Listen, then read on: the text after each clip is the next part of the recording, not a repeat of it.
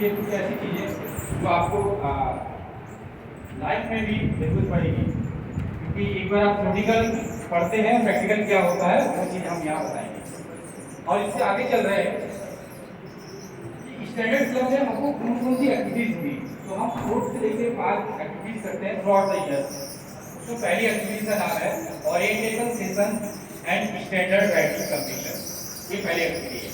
दूसरी एक्टिविटी हम कराते हैं ड्राइंग कंपटीशन, तीसरी एक्टिविटी कराते हैं ऐसे राइटिंग, चौथी क्विज कंपटीशन, और हम एक फील्ड एक्सपोजर विजिट भी कराते हैं। जैसे कोई भी यूनिवर्सिटी है तो आपके पास में, ठीक है, यहाँ पर इटावा में एक मदर डेयरी का प्लांट है एमआई रोड पर, तो अभी दिल्ली में गया था, वहाँ अर्चना बोले थे बच्चों को फील्ड विजिट कराएगा। और एनटीपीसी औरैया में है, या गेल वो भी औरैया में है, पाता प्लांट है।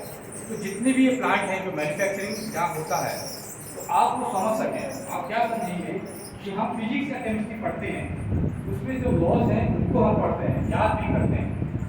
उसका क्या प्रोसेस होता है जब कोई मैन्युफैक्चरिंग होता है किसी प्रोडक्ट का, तो उसमें बहुत सारे लॉज होते हैं, इंक्रीमेंट होते हैं, और बोले तो डालते ही रॉ मटेरियल से लेकर फिनिश प्रोडक्ट और पैकिंग तक किन चीज़ों से गुजरता है। तो जितने भी अगर कोई जिनको अपना फ्यूचर आईआईटी जी के लिए जाना है, इंजीनियरिंग बैकग्राउंड है, करना चाहते हैं, तो उनके लिए ये बहुत अच्छा है। और हम स्टैंडर्ड क्लब में मेंबर भी वही बच्चे हैं जो साइंस से रिलेटेड है। तो साइंस चाहे वो physics, chemistry, bio, math, what ever जो भी है। तो ये जो एक्टिविटीज़ जितनी हैं वो मैंने 4 पॉइंट्स बताए हैं कि क्या क्या इसका बेनिफिट है आपको। पहला है कि आप समझेंगे लर्निंग साइंस वाया स्टैंडर्ड। हमने स्टैंडर्ड बना रखे हैं, उसके थ्रू आप साइंस सीखेंगे। होता क्या है, आप साइंस पहले सीखते हैं और फिर बाद में आप किसी भी प्रैक्टिकल को करते हैं, या फिर कोई मैन्युफैक्चरिंग प्लांट में जब जॉब करते हैं तो वो वहाँ पर अप्लाई करते हैं। लेकिन हमने लेसन प्लान बनाई है, वो लेसन प्लान है learning science via standard. Standard के थ्रू आप साइंस सीखें। अब ऐसे जो लेसन प्लान है आपने तकरीबन 40 के समथिंग है, वो हमने बनाए हैं अलग अलग टॉपिक पे।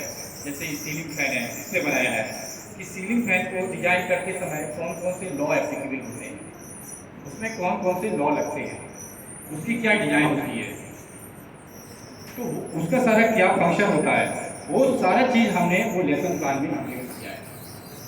और वो हार्ड कॉपी के थ्रू सभी एक सेट जो है उसका को यहाँ रिसीव होंगे कुछ दिन में, तो वो आप देखेंगे। अब ऐसे सारे प्रोडक्ट्स हैं, गैस स्टोव है, प्रेशर कुकर है, जो किचन में बहुत इंपॉर्टेंट और क्रिटिकल आइटम है pressure cooker. Without ISI mark का प्रेशर कुकर किचन में नहीं होना चाहिए। तो ये आपको जागरूक होना है इस बारे में कि कौन कौन से प्रोडक्ट्स हैं जो विदाउट आईएसआई मार्क के आपको लेने में जोखिम हो सकता है। सेफ्टी हेलमेट है, अगर 2 व्हीलर को चलाता है, स्कूटी चलाता है, तो आपको उसमें सेफ्टी हेलमेट आईएसआई मार्क वाला ही होना चाहिए। वो किसी भी कंपनी का हो, ये मतलब नहीं है, लेकिन जो भी हो वो आईएसआई सर्टिफाइड होना चाहिए।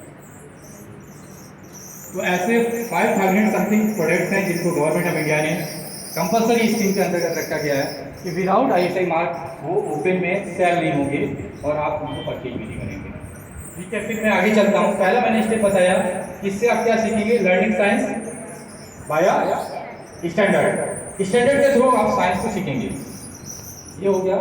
दूसरा है कि आप में जो पढ़ते हैं, जो आप फिजिक्स पढ़ते हैं, केमिस्ट्री पढ़ते हैं, उसमें कभी आपने ठीक है लैब में आपने उसको देखा, एक्सपेरिमेंट किया होगा। कहीं कहीं स्कूलों में बच्चे लैब में भी एक्सपेरिमेंट नहीं कर पाते हैं, और फिर लैब से भी थोड़ा सा ब्रॉड में जाते हैं कि उसको प्रैक्टिकल लाइफ में हम कैसे इम्प्लीमेंट कर पाएँ। तो ये चीज़ भी स्टैंडर्ड ग्रुप के थ्रू आपको बताई जाएगी। दूसरा हो गया, तीसरा फील्ड विजिट है, वो हमने करा दिया है। और ये जो एक्टिविटीज़ कराने का मेन मकसद है कि तुम्हारे अपने अंदर जो बच्चों में क्रिटिकल थिंकिंग जिसको हम बोलते हैं, कि वो जो रूटीन वाला या पहले की जो पढ़ाई थी 10-15 साल 20 साल पहले की, कि हमने याद किया और हमने फिजिक्स के लॉज को हमने याद कर लिया, केमिस्ट्री का कर लिया, प्रेडिक्टिविटी पूरा याद कर लिया या उसको कुछ कर लिया, और हमने 12th 10th अच्छे मार्क्स से हम पास भी कर लिए। और उस समय होता था कि जो अच्छे मार्क्स से पास करते थे वो आईआईटी या नीट में निकल जाते थे, एक बार में ही निकल जाते थे। लेकिन आज आप देख रहे हैं ना, आपके भाई बहन वो भी होंगे, तो आप देख रहे हैं कि बोर्ड में अच्छे मार्क्स आ रहे हैं, फिर भी हम नीट या फिर वो IIT JEE नहीं निकाल पा रहे हैं। ये फैक्ट नहीं है ऐसा। उसका पीछे लॉजिक क्या है कि बोर्ड में तो आप रट के याद करके आप अच्छा मार्क्स लाते हैं, लेकिन नीट का JEE का जो एग्जाम है उसके जो क्वेश्चन पेपर है वो एकदम अलग है। और वो क्वेश्चन आपने पहले नहीं देखे हैं, वो डेटा आपने पहले नहीं देखा, ऐसा है कि नहीं? वो यूनिक क्वेश्चन है। तो जो यूनिक क्वेश्चन है वो जब तक आपको कंसेप्ट क्लियर नहीं होगा तब तक आप उसको सॉल्व नहीं करेंगे, कर नहीं पाएंगे। कंसेप्ट क्लियर होने का मतलब है कि आपको उसका बेसिक अंडरस्टैंडिंग आपके अंदर है, वो लॉस से हटके, वो याद करने से हटके, वो जब आएगा तो फिर आपको कोई भी डेटा आपका सामने होगा, आपका कोई भी चैप्टर है कोई भी डेटा रहेगा आपको। तो गवर्नमेंट ऑफ इंडिया का एक तो ये है जो नई एजुकेशन पॉलिसी है NEP, उसके अंडर 2020 के अंडर में बहुत सारे चेंजेस हैं। और उसमें ये भी चेंजेस है एक कि बच्चों में साइंटिफिक टेम्परामेंट को डेवलपमेंट किया जाए। उसमें साइंटिफिक टेम्परामेंट ऐसी उनकी सोच डेवलप की जाए कि वो जो अन्य कंट्रीज के बच्चे हैं वो जो सोचते हैं, प्रोडक्ट बनाते हैं एक नई डिजाइन को लेके या कुछ करके, कुछ नया वो सोचें, वो हटके, तो वो भी इसमें इम्प्लीमेंट किया गया है। तो इसी के साथ हम आगे बढ़ते हैं।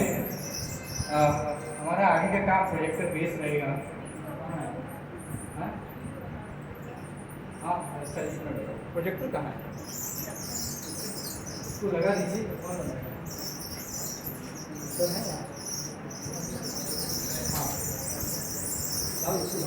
ये चल नहीं रहा क्या?